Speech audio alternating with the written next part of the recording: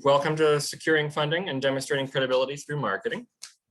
And just a couple of quick, first, can everybody, or I'll ask Will since everybody is muted at the moment, but can you hear me well? Yes. Fantastic. All right, so let's jump into a few housekeeping items.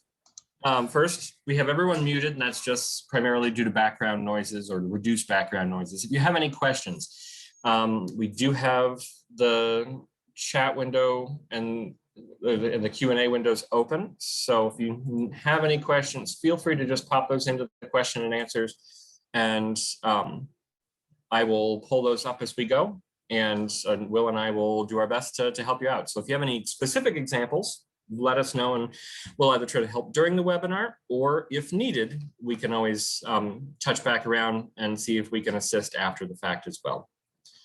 All right, we might use the poll feature in Zoom to ask a question or two as we proceed. And also a copy of the slides and a link to this recording will be available in the next few days via email. So don't feel that you have to take too many notes. Sit back, relax, enjoy your lunch, and listen to the soothing sounds of Josh and Will. I don't know how soothing, we're both getting over colds. However, we'll do our best. So that said, a little bit about me. I work here at Co and Bull Moose Marketing, but my background also is in the heritage tourism field. I've been museum director for about 15 years, do quite a bit of speaking, doing some local history authoring.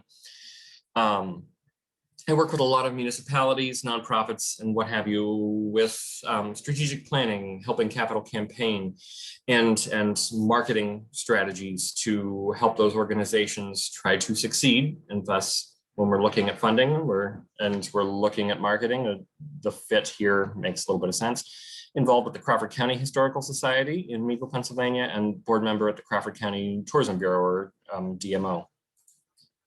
And Will, turn it over to you for a quick second.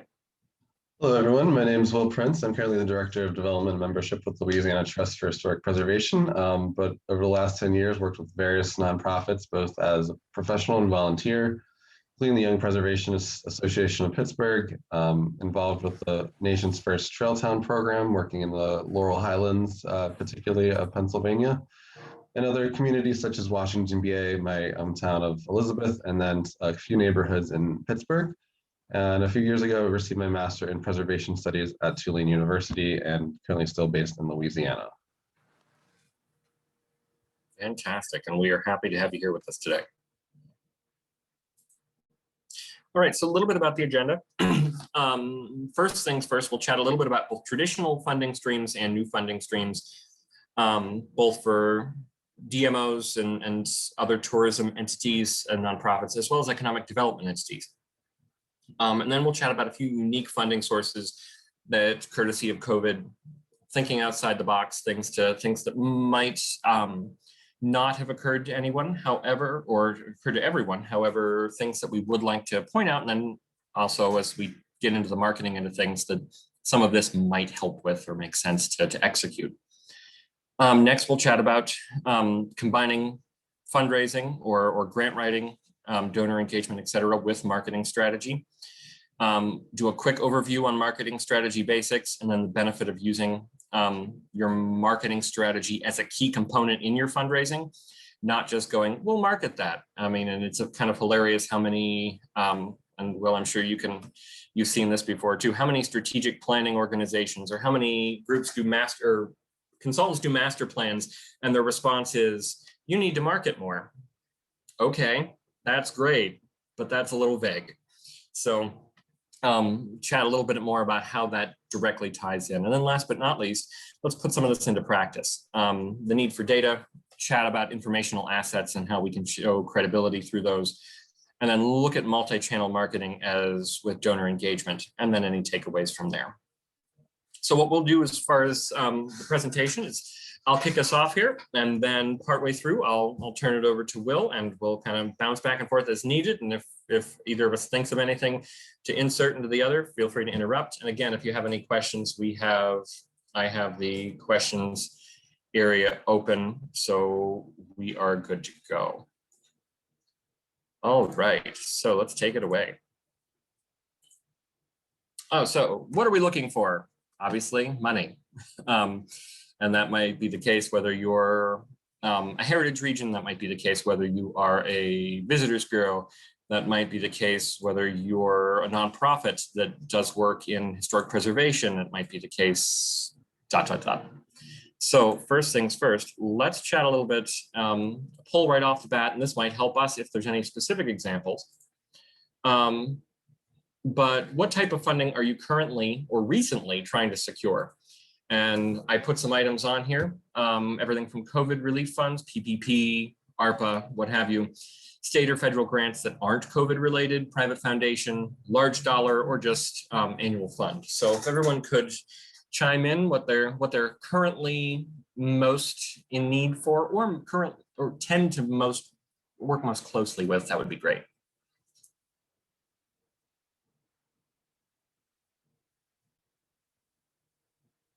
All right, we'll give it another couple seconds, and then if there is more than one, feel free to check more than one. All right, it looks like our majority, we've got everybody working on COVID at the moment, or quite a few, but state and federal and private foundation grants. And that's fantastic because, as well as both large and small fund donors, we've got at least one individual working on each of those. So that's fantastic because a lot of the information that we're going to be discussing ties more into funding that you're going to be looking for on a more consistent basis, be it, and I mean that non-emergency funding, more of something that you'd be dealing with for either an economic development project or tourism projects or what have you. All right, so we'll go ahead and end that poll. And obviously, as you can see, the state, federal, and private foundation are the leads there. All right, so there are results. And whoop, sorry about that. There we go. And here we go. All right, so let's chat a little bit. And I have heritage in parentheses because a lot of heritage, or a lot of tourism money, especially now with heritage tourism being one of the leading, fastest growing segments. And we'll chat a little bit about heritage tourism, but tourism funding in general. So heritage tourism is attracting visitors to experience places, artifacts, activities, et cetera, that authentically represent an area. That does not mean strictly a museum. That can include cultural, historic, natural resources, et cetera. This is your county, a good chunk of your county visitors bureau. This is a good chunk of your heritage region tourism. This is a good chunk of, if you don't have a Disneyland kind of amenities in your area, this is the kind of tourism that you're often actively going to, the authenticity of your community, your county, your assets. These people come in and they derive funding for economic development, community growth, et cetera. The more tourists, the more spending, the better the economy, the more development. This could be, the projects could be a federal or state heritage region, they could be a nonprofit, chamber of commerce, they could be a DMO, there's roughly 2,700 of them. It could be local municipalities, you name it. So that said, this is currently, this on the DMO end of things is your bed tax. This is also, you're looking at your private foundations, you're trying to market your area. You're trying to use someone like us to do a strategic marketing plan. You're trying to launch a new website. You're trying to what have you. You're trying to get funding through a grant. Maybe it's a downtown, a Main Street to downtown. You're trying to do community developments and traditional advertising, all of those things. You're trying to find funds for those kind of purposes or for operation of a DMO, heritage region, et cetera. Common misperception, by the way, a heritage region, to leverage heritage tourism, you don't need to be a heritage region. Heritage tourism is the authenticity that is your area. So that said, on the one end, we've got the tourism funding. On the other end, we have the economic development. Now, developing these amenities, we're talking This could be major landscape development in your downtown. This could be either building new buildings. This could be historic buildings that you're trying to renovate. This could be wayfinding efforts for local trails. This could be wayfinding efforts for your downtown. These tend to be funded by both grants and private donors. Will has a lot of experience in this end, in the historic preservation end of things. I mean, that you've got donors and foundations that are you've got a lot of masters to find funds for. This could be the organizations in charge here could be municipal government, they could be nonprofit, Main Street programs, you name it. And you're looking for, again, grants, donations, tax dollars, what have you. So those are our standards, those traditional, we need money for through these traditional channels. But a couple of things to toss in, and these are largely through becoming much more prevalent in the last 20 years. But when I say much more prevalent, not that much more prevalent. They're possible, but they're not things that are necessarily regularly done. For example, a tourism improvement district. Think of it like a co-op. For those of you who are looking, going, hey, we need, especially on the heritage tourism and the tourism end of things, you're going, you know, we just don't have, especially one of the things that COVID taught us is bed tax money for visitors bureaus only works when there are people staying in hotels, and you can't necessarily have people staying in hotels for the better part of a year during COVID, and thus we're having some trouble budgetary for our destination marketing organizations nationwide. So one of the ways to get around that and possibly insulate yourself in the future is looking at a tourist improvement district. Take that downtown, or take that cultural area, take that what have you. Get with stakeholder meetings with restaurants, retail, nonprofits, hospitals, colleges, etc. Funding is pooled from these organizations through either a heritage area, a Main Street, a visitors bureau, and you can either set it aside as a reserve. God forbid there's another issue in the future that we have a big issue where our bed tax model isn't going to work. We've got this money sitting in savings or invested, and then the interest sitting in savings. Or you can use this to help market a specific area. Maybe your group doesn't, your area doesn't have that many hotels and thus not a lot of bed tax money. Or maybe you're a chamber of commerce or another nonprofit that does a lot of marketing but isn't the official county visitors bureau, and you're trying to market your borough or your town. This might be a great way to get more buy-in from more than just hotels. Funding's put in. Each restaurant, let's say, puts in 500 or small retail, and college puts in a few thousand or whatnot. And before you know it, you've got 10, 20, 50, 75, $100,000, what have you, coming in that can either, some of which could be kept in a reserve, some of which could be used to market that specific geographic area or that specific subject area, what have you, as part of your region. All right, the other one, local sales tax. The picture here is Phipps Conservatory in Pittsburgh. This is done in 2 places in Pennsylvania and on and off throughout the country, a local sales tax. In Pennsylvania, for example, the state sales tax is 6%. You come here, except for food and clothes, it's 6% of your purchases.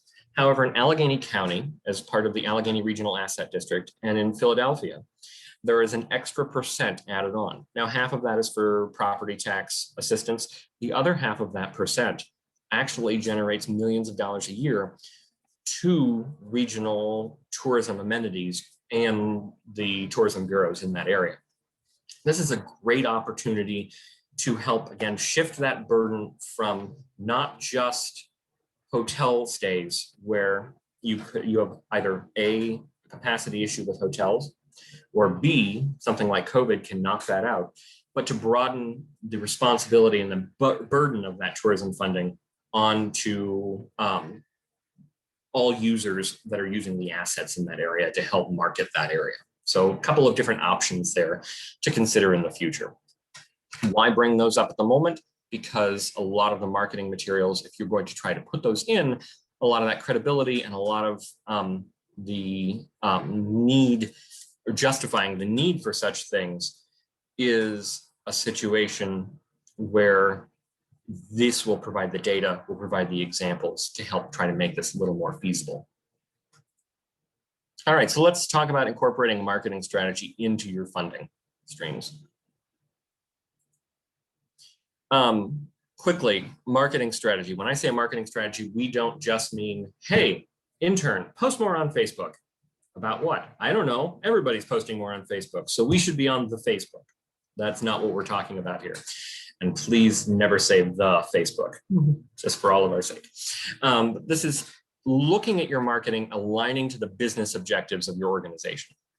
If your goal is, we're trying to increase membership by 10%, what in your marketing, how are you in your annual marketing plans going to increase that membership? What are the tactics? Focus on SMART goals. These are timely, actionable, attainable, specific goals, not just get on social media more. We're going to post 3 times a week. One of those posts is going to be a member spotlight. That is something that helps line up to your business goals. These are clear, actionable initiatives unifying your brand and how you're presented across channels. This is both traditional marketing, digital marketing, content you're producing in any way, shape, or form, from brochures to give to donors to the narrative you're putting in a grant application to make you look polished. This is dictating those tactics.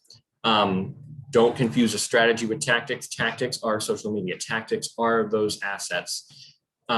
This is what the combination of those, where business operational funding yields what you're doing to get that business operational. And we're obviously tying these to measurable performance. What works great, what doesn't, how can we tweak it, and tweak it regularly through.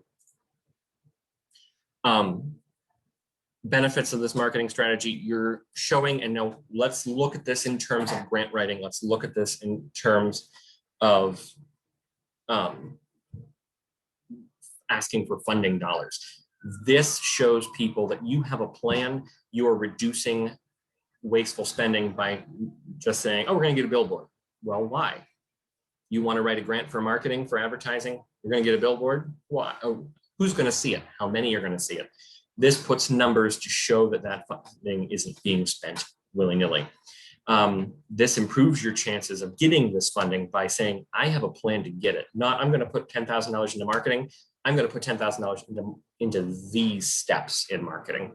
It shows a funding institution, this makes more sense. And let's be honest, a lot of people throw together grant applications very haphazardly. If yours is nice, clean, and polished and says, we're going to do the following, and if it's an economic development project, we're going to do the following to market this to keep it sustainable, you're going to come up higher in that priority list.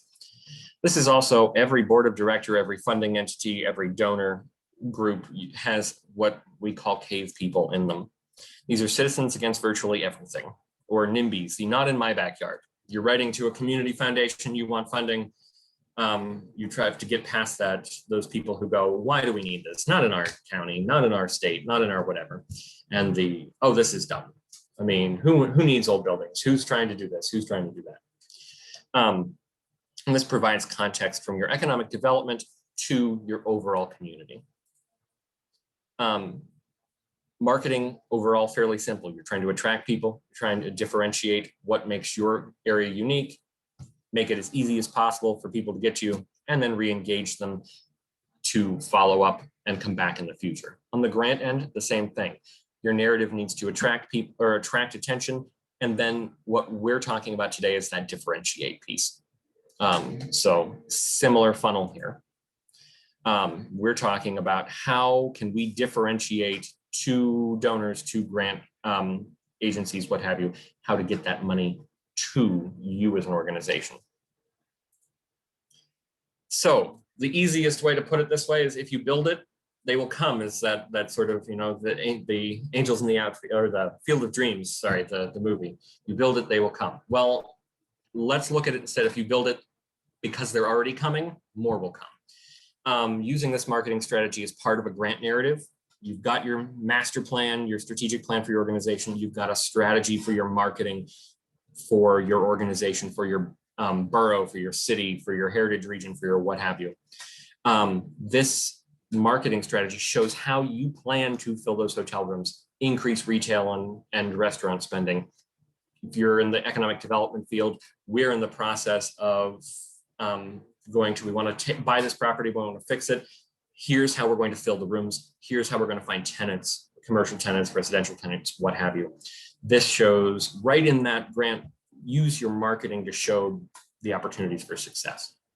On the donation end, this basically makes you look legitimate. It shows you are going to be responsible with their funds. You've got a plan. It's professional, it's polished. Some examples. So this is from a marketing strategy for Route 6 in Pennsylvania, which Route 6 goes across the United States. I chopped off Pennsylvania's here.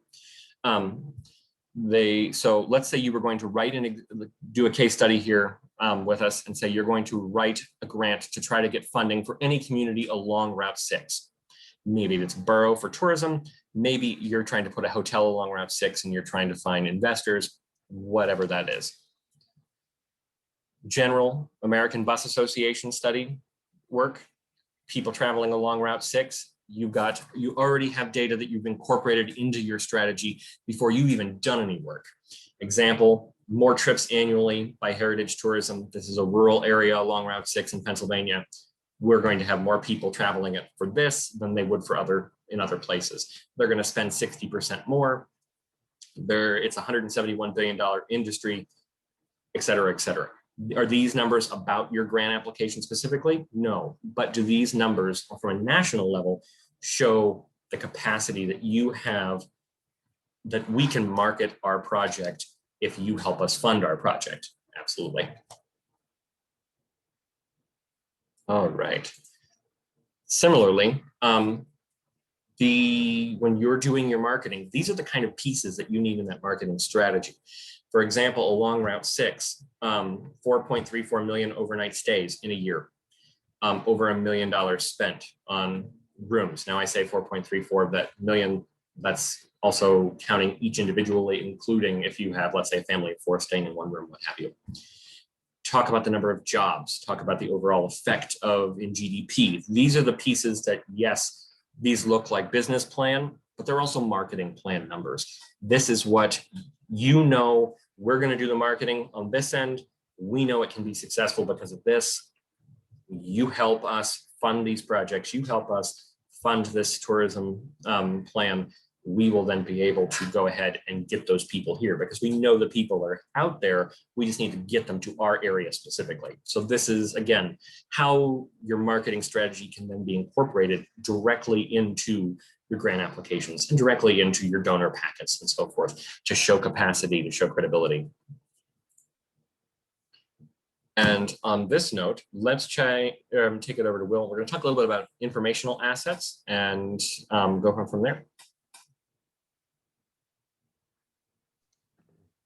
Thank you. So we're going to talk about a few case studies or examples of how you can use marketing materials or grant applications to make some of these things come true or to life in your communities or in your regions. To use different type of materials, different type of interactions between your audience, but also your funders, your donors, and make those connections real to help move forward your region. Next slide. So I'm going to start first with the value of a good map or a basic map. You can do this through Google or just a simple street line of your own community or your region. This can have a value in lots of different ways. So here's our blank map. This is of the city of Washington, Pennsylvania. Call out the street names, parking areas, and a few major, parking garage, the courthouse, the pedestrian walkway, things like that. But how this can be used in different ways can build a foundation for a lot of your marketing efforts. Next slide. So a simple thing, it can be developed into a business directory, highlighting your businesses and attractions, events. This can be printed and handed out. This can be a desk copy for your businesses or at your hotel. If they're not sure what's around, here's a great example to show them, what's in the community and kind of gives a better sense of what all the different attractions or businesses or things that are going on in that community. Again, taking that base map and then building a directory that can be used printed or as well as digital. And again, these get major shares and links to your website. Next. And then even for smaller events, again, same basic map, but then this was an example of a promotion that a couple of businesses were in on to encourage people to come to the farmers market, which was an active, very popular activity. But hey, maybe spend an extra hour or two shopping or going to one of the local restaurants and featuring some of their samples or things that they have going on during that day. Again, was handed out or was featured in some of the those participating businesses' social media. Simple foundation, again, continue to grow the awareness of the events and the businesses in the area. Next. And again, another event, a parade route. This was the same map that was used just to highlight a festival, an activity, and then the parade route, and then highlighting parking because people always ask, where do I park? And how close can I be to the parade and so forth. So this was, again, basic map that was then put onto the website and other promotions to help bring awareness to where you're at or where people are coming from and how they can get around to the community. Next.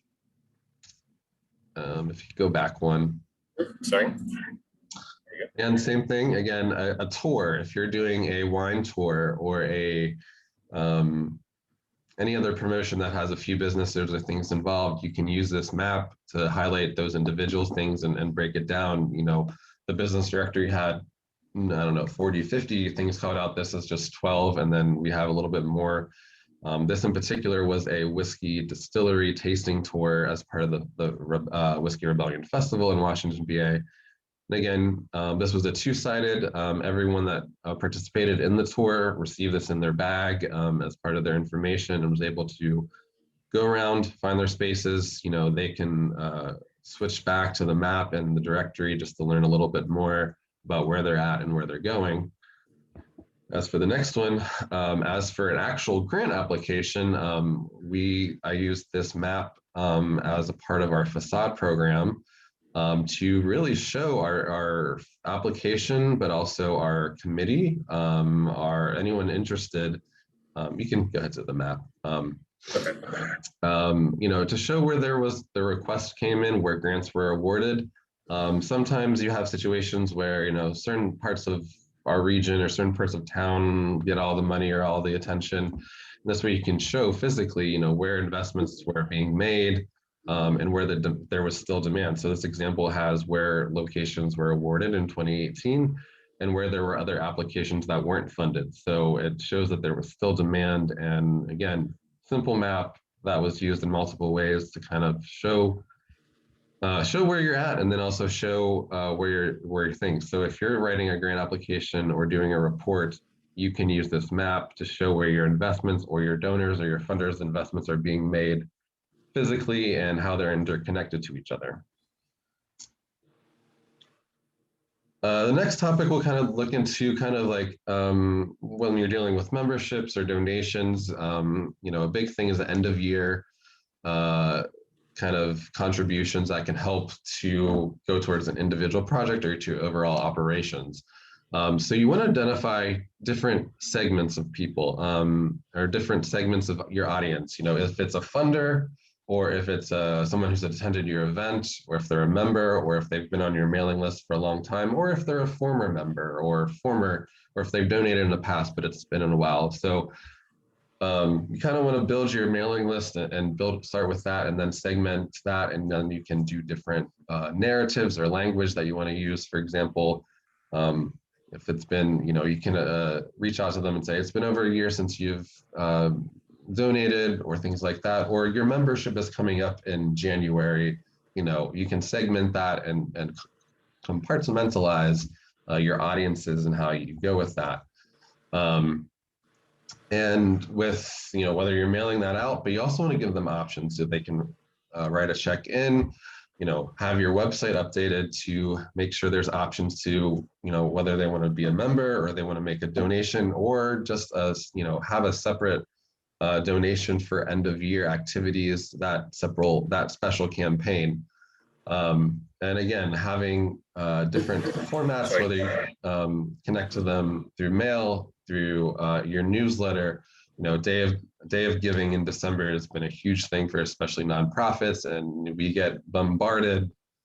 I don't know how many emails I received last year, but having different ways to connect with those people interested in your cause and your projects, highlighting what you've accomplished in the last years. I love bullet points and big, highlighting different numbers, the number of businesses opened, or the number of visitors to your site, or the number of, young people or families that you interacted or connected with. And then even with social, there things change of how you can donate, or what, how you can be connected to donate. But again, making sure you share that, and have ways to do that. And as events and programs come back together, you want to maybe connect your end of year campaign to an event, whether it be a happy hour or some type of social event. And that way they might not, they might not have your newsletter, they might not have you might not have their mailing address, but if you have an activity where you can learn with them or connect with them, then they might sign up for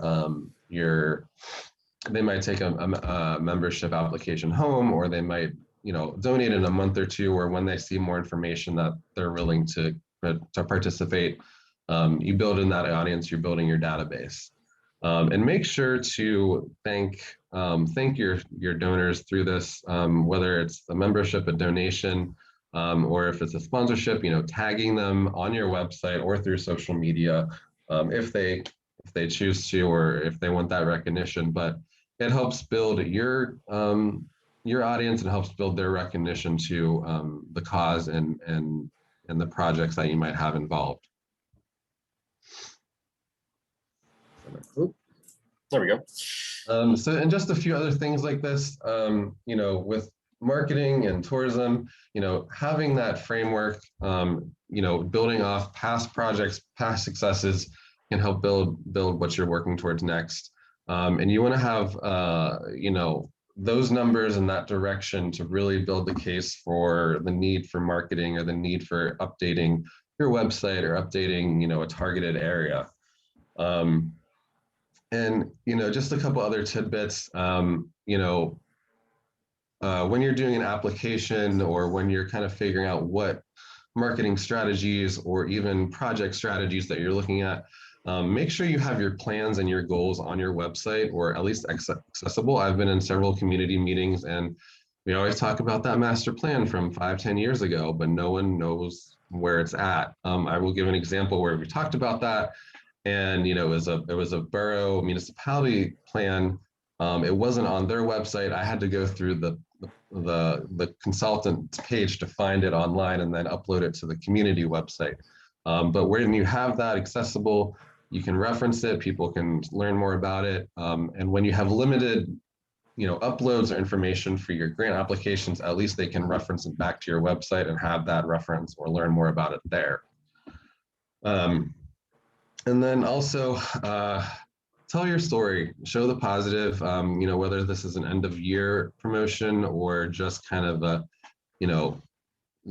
educating people more about your organization, whether in Main Street, Heritage, or just a business in the area.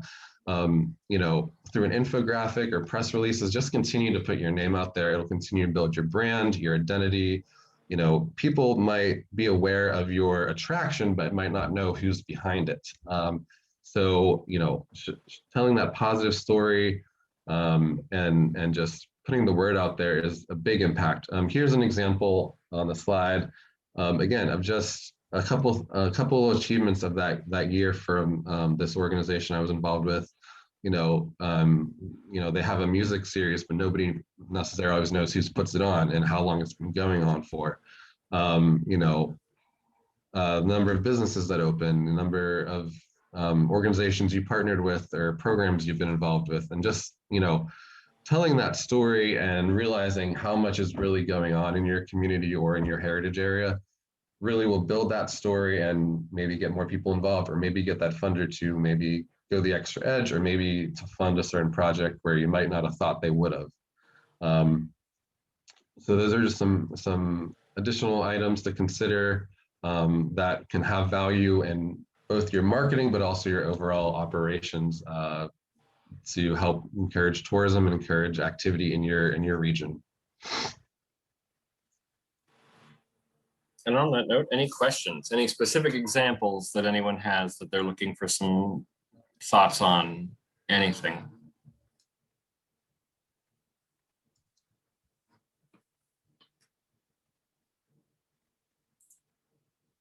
Oh, I've got one here, Will. This one's for you. Do you have any examples of situations where having marketing numbers or having a marketing strategy in advance has helped you get a larger donation or landed a membership through your job at Louisiana Trust? Could you repeat that first part? We've got somebody asking if you have any specific examples how you've been able to, using marketing numbers and such, if you've been able to land either a grant or a donation Sure. for your job either at Louisiana Trust or previously, and if so, what specifically were they most interested or most looking for? So in some cases, the recognition and the thank yous for that. In some cases I've done like, these members joined this month, as a thank you for their, just did a graphic and recognized them and included that often in our newsletters and things like that. But some of our other programs and publications have been good marketing tools that have opened up kind of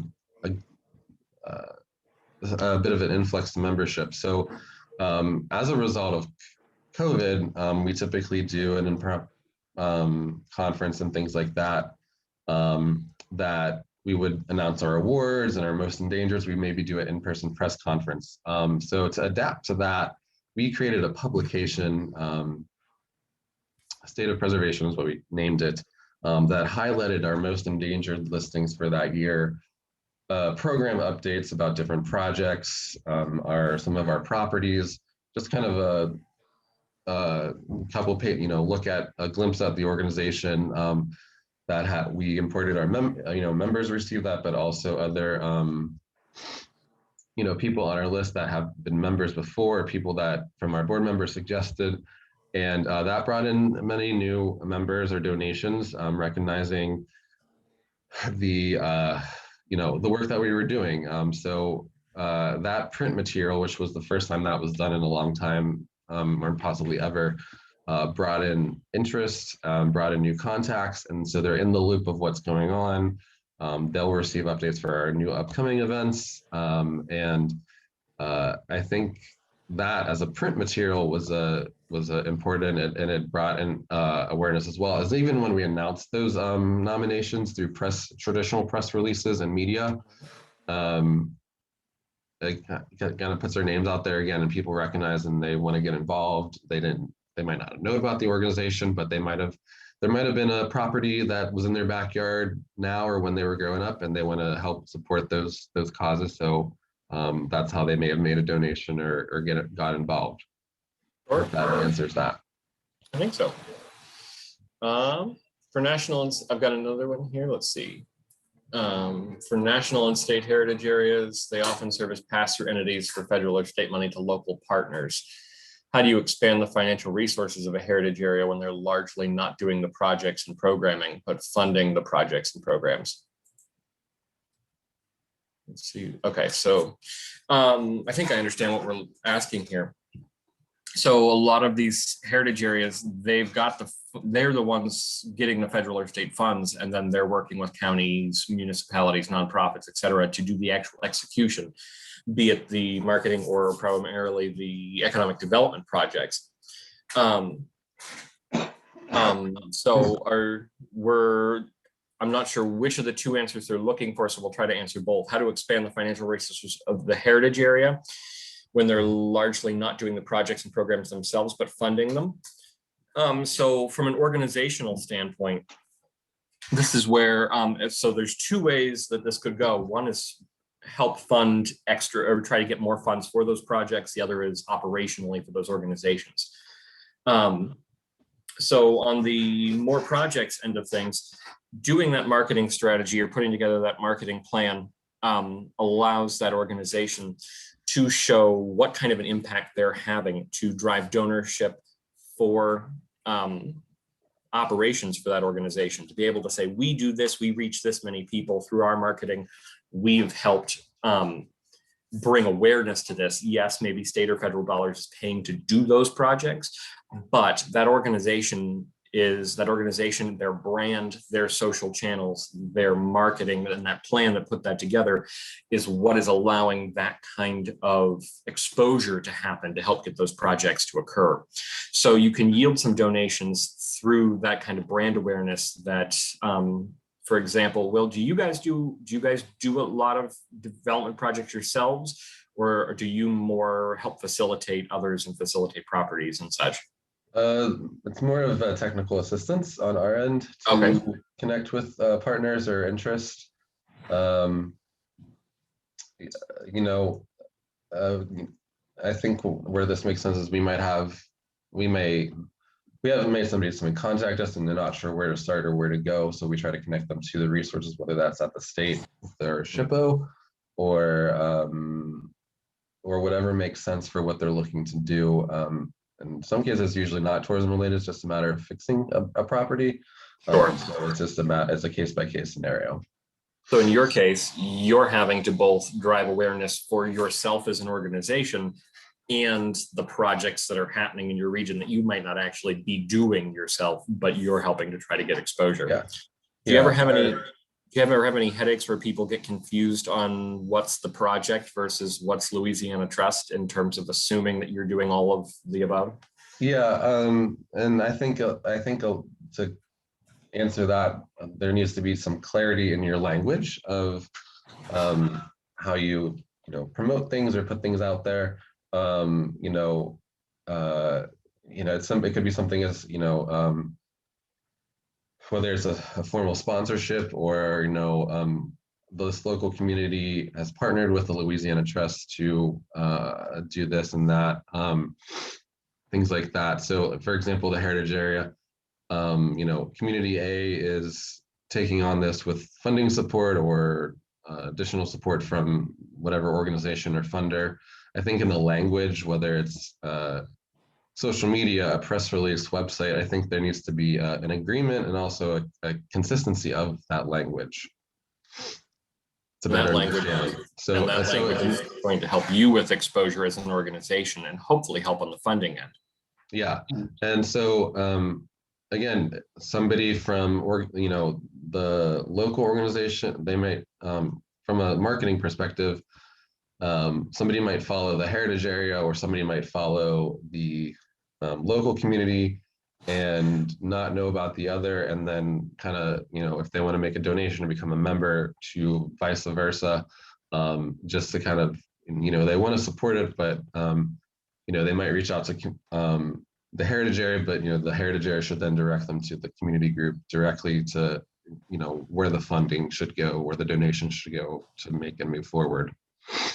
Yeah, really. So to wrap up this question, just to make sure we've got it for whoever asked, it's largely make sure your branding is on par to differentiate what you're doing, but also showing how much you're doing. I'll pick real quick as an example on our friends at Oil Region Alliance, because I see there's a couple of them and they're both a state and federal heritage area.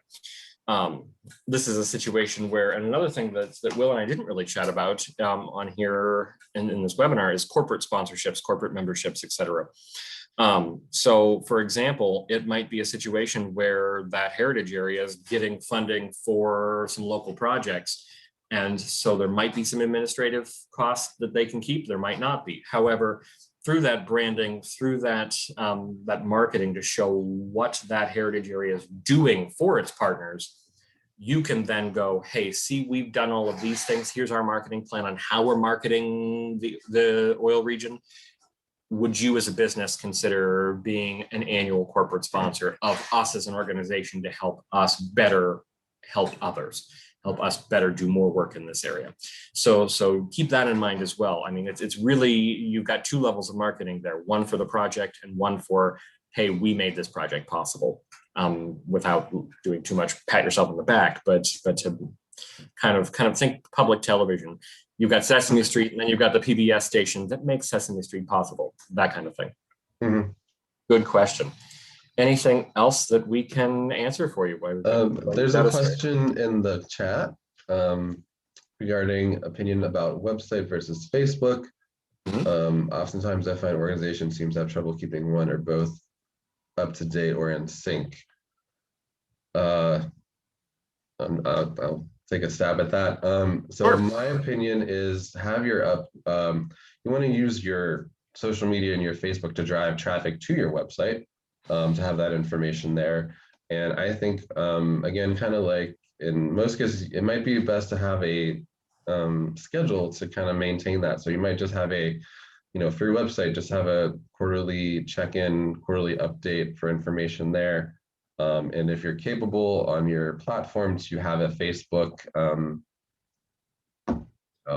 plugin, I guess you would call it, where you can have the feed on your page. So if people are more traditional to go to your website or vice versa, they can see the updates. But I think if you have ongoing activities or programs or promotions, that shouldn't be on social. But again, having the basic information, the list of events on your website, just to have that standard, and again, update it quarterly or as needed, and then just kind of feed that information back and forth. Absolutely. To play off of what Will said there, I mean, think of it if you're writing for grants or you're looking for donors, you don't know what that pool is going to be. You don't know, and you also don't know how much checking up on you someone is doing after you've submitted the application or after you've had that donation lunch, after you've sent that donor letter out or what have you. So your best bet is, like he said, is I mean, keep Facebook up to date as much as you're able, but keep that website there too, because that website also shows credibility. It shows an established organization. If you've an organization that has a website and has it maintained, someone can quickly jump over there and go, hey, I feel better about putting my money here. Facebook page might not do quite as good of a job if you don't have a website as well, establishing that they're credible. If I give them money, I know it's going to be spent well. Both is ideal, but make sure that like Will said, they play on different things. You can promote events and whatnot on one, having that other and having it regularly updated is necessary though, because that grant organization, you only have one chance when you're applying for that grant, with that application, and you don't know if they're going to look at that and go, oh God, that hasn't been updated in 5 years. We give them this money. Are they going to actually spend it well? Are they a stable organization? What's going on here? So remember, other people are looking you up when you submit this beyond just what's on that sheet of paper or in that screen for that grant application or that donor lunch. Other questions? Is there anything else in the chat, Will, that you see? I don't think so. All right. Anything else, Will, before we wrap up? Any final thoughts? Yeah, I just think having your information clear and concise, again, whatever tool you need to use, like the map or a certain letter, and again, just know your audience. If you're looking at kind of everyday citizens for donations or a grant application, how much information, and again, you can have it precise in the grant, but then you can have other resources, whether it's a case study profile, the map, your website, where plans and goals are listed. As what I've seen is grant applications are more concise, and so having getting as much information as you can, but then having those other resources to connect to that you can use for applying for funding, but also just to promote your activities, your events, your programs, can interplay together. Absolutely. All right. I don't see any other questions coming in. So on that note, thank you, everyone. We sincerely appreciate you joining us for lunch here. And we will keep everyone posted next time there's another program like this.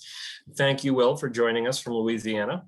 Thank you and for having me. especially with a cold. I appreciate it. You were quite the trooper there. If anyone has any questions, feel free to shoot us an email, reach out, connect with whether Will, myself, or our organizations on LinkedIn and such, where we're happy to talk more on any specifics that you might have or any thoughts you might want to share. All right. On that note, have a great day, and we'll talk to everyone soon. Take care.